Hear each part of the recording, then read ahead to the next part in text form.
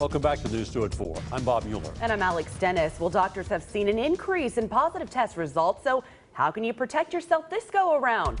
News 2's Chelsea Beinflor has the latest from our state capitol newsroom. Chelsea. Well, guys, cases are rising, but doctors say do not be totally alarmed because the numbers are still much lower than what we've seen in the past.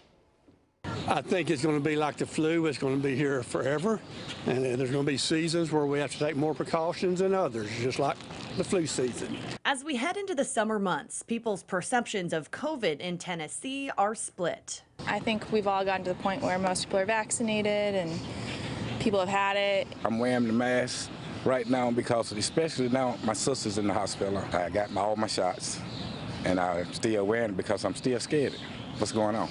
But data shows us COVID cases are rising. There's more and more people who are testing positive. Dr. Alex Jahanger, head of Nashville's coronavirus task force, says over the last few weeks, cases have gone up about 30% statewide, as have hospitalizations. We also seen an increase in hospitalizations over the past couple of weeks, up 32% in the state. But he says positive cases, hospitalizations, and deaths are nowhere near what we saw at the beginning of the year or during past surges.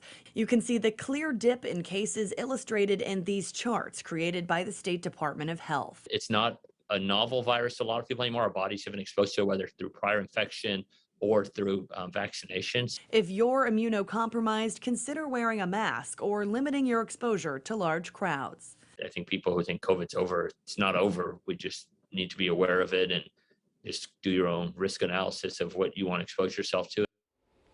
And last week, the state reported an average of about 1,600 new cases per day. Guys. Thank you, Chelsea. COVID has a grip on the Davidson County Clerk's office. Their main location in the Howard office building closed today and tomorrow for deep cleaning after nearly a third of their staff tested positive. You can still get vehicle titles and registration by visiting one of their 5 satellite locations across the county.